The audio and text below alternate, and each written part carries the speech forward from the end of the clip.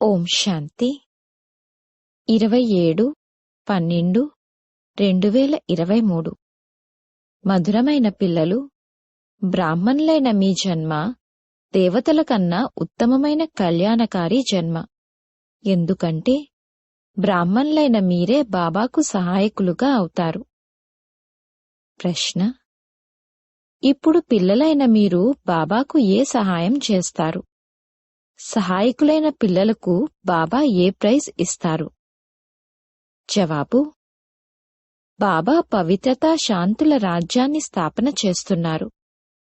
మనం వారికి పవిత్రతా సహాయాన్ని చేస్తాము. బాబా ఏ యజ్ఞాన్నైతే రచించారో దాన్ని మనం సంభాలిస్తాము. కావున తప్పకుండా బాబా మనకు ప్రైజ్ ఇస్తారు. సంగమంలో కూడా మనకు చాలా పెద్ద ప్రైజ్ లభిస్తుంది. మనం సృష్టి ఆదిమధ్యాంతాలను తెలుసుకునే త్రికాలదర్శులుగా అవుతాము మరియు భవిష్యత్తులో సింహాసనాధికారులుగా అవుతాము. ఇదే ప్రైజ్. పాట: నీవే తల్లివి తండ్రివి, సహాయకుడవు స్వామివి సకుడవు. ఓం శాంతి. ఇది ఎవరి మహిమ? ఇది పరమప్రియమైన పరంపిత పరమాత్ముని మహిమ. వారి పేరు శివ. వారిది ఉన్నతోన్నతమైన నామం కూడా మరియు ఉన్నతోన్నతమైన ధామం కూడా. పరంపిత పరమాత్మ అనగా అర్థం అందరికన్నా ఉన్నతోన్నతమైన ఆత్మ. ఇంకెవ్వర్నీ పరంపిత పరమాత్మ అని అనరు. వారి మహిమ అంతులేనిది. వారికి ఎంత మహిమ ఉందంటే ఆ మహిమ యొక్క అంతాన్ని పొందలేము అని అంటారు. వారి అంతాన్ని తెలుసుకోలేము అని ఋషులు మునులు కూడా అనేవారు. వారు కూడా తెలియదు తెలియదు అంటూ వచ్చారు. ఇప్పుడు బాబా స్వయంగా వచ్చి తమ పరిచయాన్ని ఇస్తారు. ఎందుకు? బాబా పరిచయమైతే ఉండాలి కదా. మరి పిల్లలకు పరిచయం ఎలా లభిస్తుంది? ఎప్పటివరకైతే వారు ఈ భూమిపైకి రారో అప్పటి వరకు ఇంకెవ్వరూ వారి పరిచయాన్ని ఇవ్వలేరు. ఎప్పుడైతే తండ్రి పిల్లలను ప్రత్యక్షం చేస్తారో అప్పుడు పిల్లలు తండ్రిని ప్రత్యక్షం చేస్తారు. తండ్రి అర్థం చేయిస్తారు, నా పాత్ర కూడా నిశ్చితమై ఉంది. నేనే వచ్చి పతితులను పావనంగా తయారు చేయాల్సి ఉంటుంది. సాధు సన్యాసులు కూడా పతిత పావన సీతారామ రండి అని గానం చేస్తూ ఉంటారు. ఎందుకంటే ఇది రావణ రాజ్యం. రావణుడు తక్కువైనవాడేమీ కాదు. మొత్తం ప్రపంచమంతటినీ తమోప్రధానంగా పతితంగా ఎవరు తయారు చేశారు? రావణుడు. అలాగే పావనంగా తయారు చేసే సమర్థుడు రాముడు కదా. అర్ధకల్పం రామరాజ్యముంటే అర్ధకల్పం రావణుడి రాజ్యం కూడా కొనసాగుతుంది. రావణుడు ఎవరు అన్నది ఎవరికీ తెలియదు. అతన్ని ప్రతి సంవత్సరం కాలుస్తూ ఉంటారు. అయినా రావణుడి రాజ్యం కొనసాగుతూ ఉంటుంది. అతనేమీ కాలడు. మనుషులు ఏమని అడుగుతారంటే, పరమాత్మ సమర్థుడు కదా, మరి రావణుణ్ణి రాజ్యం ఎందుకు చేయనిస్తారు? తండ్రి అర్థం చేయిస్తారు, ఈ నాటకమే గెలుపు ఓటముల స్వర్గ నరకాల నాటకం. మొత్తం ఆట అంతా భారత్ పైనే తయారు చేయబడి ఉంది. ఇది తయారు చేయబడిన డ్రామా. పరంపిత సర్వశక్తివంతుడు. కావున వారు ఆట పూర్తవ్వకముందే వస్తారా, లేక ఆటను సగంలోనే సమాప్తం చేయగలరా? తండ్రి అంటారు, ఎప్పుడైతే మొత్తం ప్రపంచమంతా పతితంగా అయిపోతుందో అప్పుడు నేనొస్తాను. అందుకే శివరాత్రిని కూడా జరుపుతారు. శివాయ నమః అని కూడా అంటారు. బ్రహ్మ విష్ణు శంకర్లను ఎంతైనా దేవతాయ నమః అని అంటారు. శివుణ్ణి పరమాత్మాయ నమః అని అంటారు. శివుడు బబుల్నాథ్ మందిరంలో లేక సోమనాథ్ మందిరంలో ఉన్నట్లుగానే ఉంటారా? పరంపిత పరమాత్మకు ఇంతటి పెద్ద రూపముందా, లేక ఆత్మది చిన్న రూపము మరియు తండ్రిది పెద్ద రూపమా? ఇటువంటి ప్రశ్నలు ఉత్పన్నమవుతాయి కదా. ఏ విధంగా ఇక్కడ చిన్నవారిని పిల్లలు అని, పెద్దవారిని తండ్రి అని అంటారో అలా పరంపిత పరమాత్మ ఇతర ఆత్మల కన్నా పెద్దగా మరియు ఆత్మలమైన మనం చిన్నగా ఉంటామా? కాదు. తండ్రి అర్థం చేయిస్తున్నారు. పిల్లలు, మీరు నా మహిమను గానం చేస్తారు. పరమాత్ముని మహిమ అంతులేనిది అని అంటారు. వారు మనిషి సృష్టికి బీజము, మరి తండ్రిని బీజము అనే అంటారు కదా. వారు రచయిత. మిగిలిన ఇన్ని వేదాలు, ఉపనిషత్తులు, గీత, యజ్ఞ తపాదులు, దాన పుణ్యాదులు ఏవైతే ఉన్నాయో అవన్నీ భక్తి మార్గపు సామాగ్రి. వాటికి కూడా తమ సమయం ఉంది. అర్ధకల్పం భక్తి సమయం, అర్ధకల్పం జ్ఞాన సమయం. భక్తి బ్రహ్మ యొక్క రాత్రి, జ్ఞానం బ్రహ్మ యొక్క పగలు. ఈ విధంగా శివబాబా మీకు అర్థం చేయిస్తారు. వారికి తమ తనువు అయితే లేదు. వారంటారు, నేను మీకు రాజ్యభాగ్యాన్ని ఇప్పించేందుకు మళ్లీ రాజయోగాన్ని నేర్పిస్తాను. ఇప్పుడు బ్రహ్మరాత్రి పూర్తవుతుంది. మళ్లీ ఆ ధర్మగ్లాని సమయమే వచ్చి చేరుకుంది. అందరికన్నా ఎక్కువగా ఎవరిని గ్లాని చేస్తారు? పరంపిత శివ పరమాత్ముణ్ణి. యదా యదాహి అని రాయబడి ఉంది కదా. నేనేమీ కల్పపూర్వం సంస్కృతంలో జ్ఞానం ఇవ్వలేదు. భాష అయితే ఇదే. కావున ఎప్పుడైతే భారత్లో దేవీదేవతా ధర్మాన్ని స్థాపన చేసేవారి గ్లాని జరుగుతుందో, నన్ను రాయి రప్పల్లో పడేస్తారో అప్పుడే నేనొస్తాను. ఎవరైతే భారత్ను స్వర్గంగా తయారు చేస్తారో, పతితులను పావనంగా తయారు చేస్తారో వారిని ఎంతగా గ్లాని చేశారు. భారత్ అన్నింటికన్నా పురాతన ఖండమని, అది ఎప్పుడూ వినాశనమవ్వదని పిల్లలైన మీకు తెలుసు. సత్యుగంలో లక్ష్మీనారాయణల రాజ్యం కూడా ఇక్కడే ఉంటుంది. ఈ రాజ్యాన్ని కూడా స్వర్గరక్షితయే ఇచ్చారు. ఇప్పుడు అదే భారత్ పతితంగా ఉంది. అందుకే నేను మళ్లీ వస్తాను. కావుననే శివాయ నమః అని వారి మహిమను గానం చేస్తారు. ఈ అనంతమైన డ్రామాలో ప్రతి ఆత్మపాత్ర నిశ్చితమై ఉంది. అదే రిపీట్ అవుతూ ఉంటుంది.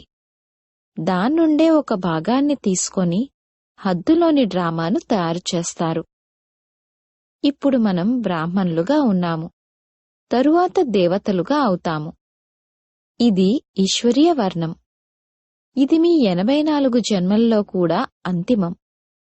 ఇందులో 4 వర్ణాల జ్ఞానం మీకుంది. అందుకే బ్రాహ్మణ వర్ణం అన్నింటికన్నా ఉన్నతమైనది. కాని మహిమ మరియు పూజ అనేది దేవతలకు జరుగుతుంది. బ్రహ్మ మందిరం కూడా ఉంది. కాని వారిలోకి పరమాత్మ వచ్చి భారత్ను స్వర్గంగా తయారు చేస్తారని ఎవ్వరికీ తెలియదు. స్థాపన జరుగుతుంది అన్నప్పుడు మరి వినాశనం కూడా కావాలి. అందుకే రుద్రజ్ఞాన యజ్ఞం నుండి వినాశజ్వాల వెలువడింది అని అంటారు. ఇప్పుడు అదే తండ్రి పిల్లలకు అర్థం చేయిస్తున్నారు. మధురమైన పిల్లలు, ఇప్పుడిది మీ అంతిమ జన్మ. నేను మీకు మళ్లీ స్వర్గవారసత్వాన్ని ఇవ్వడానికి వచ్చాను. మీకు హక్కు ఉంది. కాని ఎవరైతే నా శ్రీమతంపై నడుస్తారో వారికే నేను స్వర్గం యొక్క ప్రైజ్ను ఇస్తాను. వారికి కూడా శాంతి పురస్కారాలు మొదలైనవి లభిస్తాయి. కాని తండ్రి అయితే మీ అందరికీ స్వర్గమనే ప్రైజును ఇస్తారు. వారేమంటారంటే, దాన్ని నేను తీసుకోను. నేను మీ ద్వారా స్థాపన చేయిస్తాను. కావున దానిని మీకే ఇస్తాను. మీరు శివబాబాకు మనమలు, బ్రహ్మాకు పిల్లలు. ఇంతమంది పిల్లల్నైతే ప్రజాపిత బ్రహ్మాయే దత్తత తీసుకుంటారు కదా. మీ ఈ బ్రాహ్మణ జన్మ అన్నింటికన్నా ఉత్తమమైనది. ఇది కళ్యాణకారి జన్మ. దేవతల జన్మ లేక శూద్రుల జన్మ కళ్యాణకారి అయినది కాదు. మీ ఈ జన్మ ఎంతో కళ్యాణకారి అయినది. ఎందుకంటే మీరు తండ్రికి సహాయకులుగా అయి సృష్టిపై పవిత్రతా శాంతులను స్థాపన చేస్తారు. ఈ విషయం గురించి ఆ ప్రైజులు ఇచ్చేవారికి తెలియదు. వారైతే అమెరికన్లు మొదలైన వారికి ఇస్తూ ఉంటారు. తండ్రి అంటారు, ఎవరైతే నాకు సహాయకులుగా అవుతారో వారికి నేను ప్రైజును ఇస్తాను. పవిత్రత ఉన్నట్లయితే సృష్టిలో శాంతి సమృద్ధి కూడా ఉంటాయి. ఇదైతే వేశ్యాలయము, సత్యుగము శివాలయం. దాన్ని శివబాబా స్థాపన చేశారు. సాధు సన్యాసులు హఠయోగులు. వారు 1000 సార్లు గీతా మహాభారతాలను చదివినా కాని వారేమీ గృహస్థధర్మం వారికి సహజ రాజ్యోగాన్ని నేర్పించలేరు. వీరు అందరికీ తండ్రి. మీ బుద్ధియోగాన్ని ఒక్క నాతోనే జోడించండని వీరు అన్ని ధర్మాల వారికి చెప్తారు. నేను కూడా ఒక చిన్న బిందువును, అంత పెద్దగా ఉండను.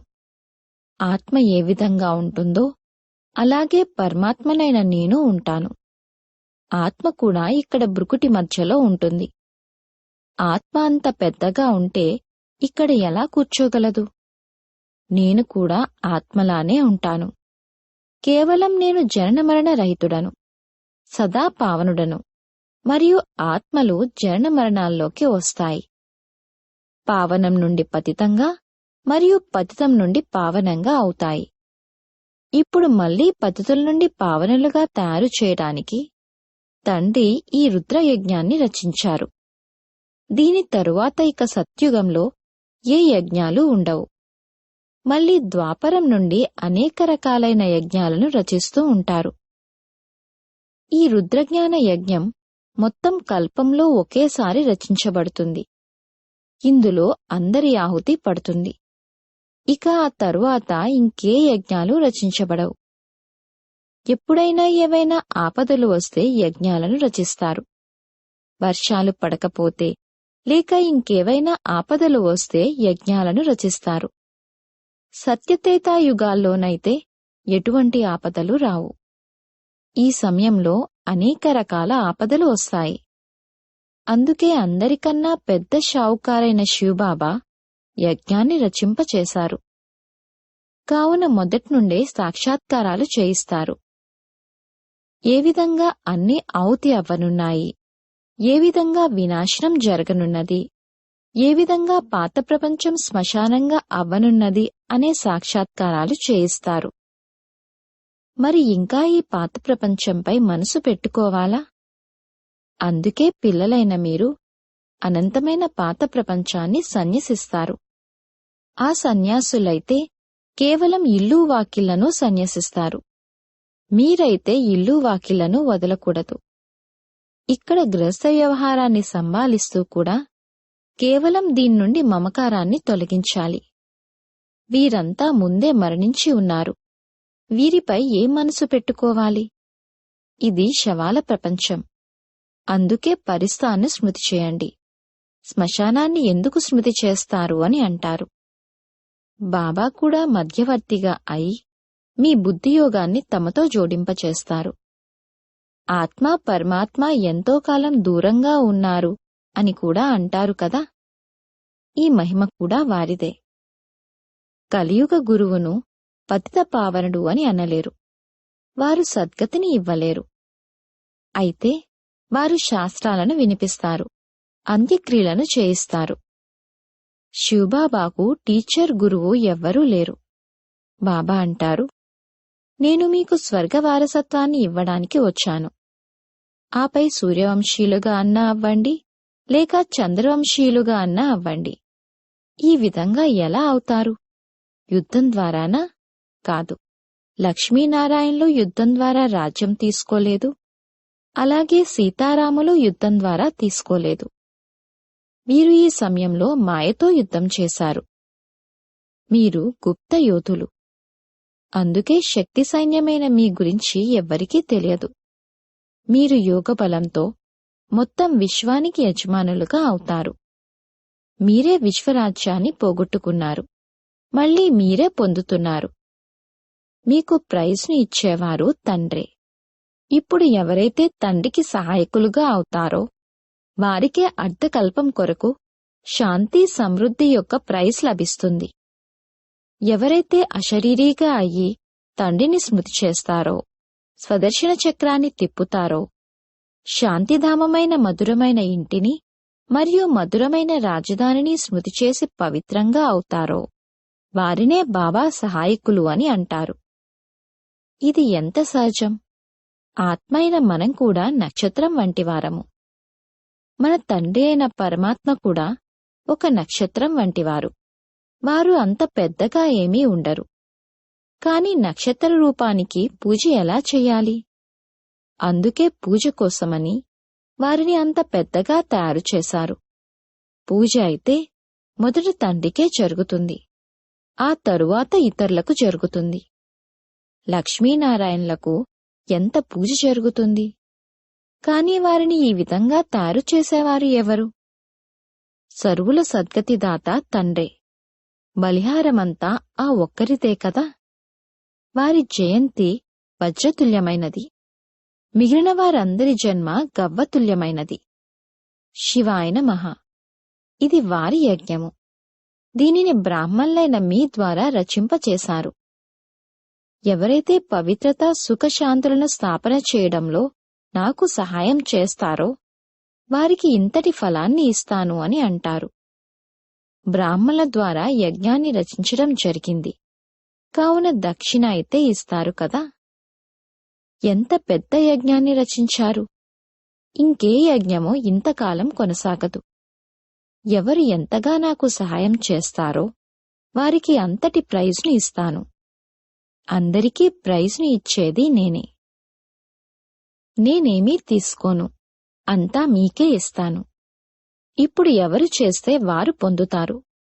కొద్దిగానే చేస్తే ప్రజల్లోకి వెళ్ళిపోతారు. గాంధీకి కూడా ఎవరైతే సహాయం చేశారో వారు ప్రెసిడెంట్, ప్రైమ్ మినిస్టర్ మొదలైన వారిగా అయ్యారు కదా. ఇది అల్పకాలికమైన సుఖం. తండ్రి మీకు మొత్తం ఆది మధ్యాంతాల జ్ఞానాన్ని ఇచ్చి తమ సమానంగా త్రికాలదర్శులుగా తయారు చేస్తారు. నా బయోగ్రఫీని తెలుసుకోవడం ద్వారా మీరు అంతటినీ తెలుసుకుంటారు అని అంటారు. సన్యాసులు ఈ జ్ఞానాన్ని ఇవ్వగలరా? వారి ద్వారా వారసత్వం ఏం లభిస్తుంది? వారు తమ పీఠాన్ని కూడా ఒక్కరికే ఇస్తారు. మిగిలిన వారికి ఏం లభిస్తుంది? బాబా అయితే మీ అందరికీ ఆసనాన్ని ఇస్తారు. వారు ఎంతటి నిష్కామ సేవను చేస్తారు. కాని మీరు నన్ను రాయి రప్పల్లో పడేసి ఎంతగా గ్లాని చేశారు. ఇది కూడా డ్రామాగా రచించబడి ఉంది. ఎప్పుడైతే గవ్వతుల్యంగా అవుతారో అప్పుడు మిమ్మల్ని వజ్రతుల్యంగా చేస్తాను. నేనైతే లెక్కలేనన్నిసార్లు భారత్ను స్వర్గంగా తయారు చేశాను, మళ్లీ మాయ నరకంగా చేసింది. ఇప్పుడొకవేళ ప్రాప్తిని పొందాలంటే తండ్రికి సహాయకులుగా అయ్యి సత్యమైన ప్రైజ్ను తీసుకోండి. ఇందులో పవిత్రత ముఖ్యమైనది. బాబా సన్యాసులని కూడా మహిమ చేస్తారు. వారు పవిత్రంగా ఉంటారు, కావున వారు కూడా మంచివారే. వారు కూడా భారత్ను నిలబెడతారు, పడిపోవడం నుండి రక్షిస్తారు. లేదంటే ఏమైపోయేదో తెలియదు. కాని ఇప్పుడు భారత్ను స్వర్గంగా తయారు చేయాలి. కావున తప్పకుండా ఇల్లు వాకిళ్లలో ఉంటూ పవిత్రంగా అవ్వవలసి ఉంటుంది. బాబ్దాదాలు ఇరువురూ పిల్లలకు అర్థం చేయిస్తారు. శివబాబా కూడా ఈ పాత చెప్పు ద్వారా పిల్లలకు సలహా ఇస్తారు. తండ్రి కొత్తదాన్ని తీసుకోరు, తల్లి గర్భంలోకైతే రారు. వారు పతిత ప్రపంచంలోకి, పతిత శరీరంలోకే వస్తారు. ఈ కలియుగంలో ఘోర అంధకారం ఉంది. ఘోర అంధకారమునే ప్రకాశంగా తయారు చెయ్యాలి. అచ్చా, మధురాతి మధురమైన సికీలదే పిల్లలకు మాతాపితా బాప్దాదాల ప్రియ స్మృతులు మరియు గుడ్ మార్నింగ్. ఆత్మిక పిల్లలకు ఆత్మిక తండ్రి నమస్తే. ధారణ కొరకు ముఖ్య సారము. మొదటి పాయింట్: ఈ అనంతమైన ప్రపంచాన్ని మనస్ఫూర్తిగా సన్యసించి తమ మమకారాన్ని తొలగించివేయాలి. దీనిపై మనసు పెట్టుకోకూడదు. రెండవ పాయింట్: బాబాకు సహాయకులుగా ఈ ప్రైజ్ను తీసుకునేందుకు 1. అశరీరులుగా అవ్వాలి. 2. పవిత్రంగా ఉండాలి. 3.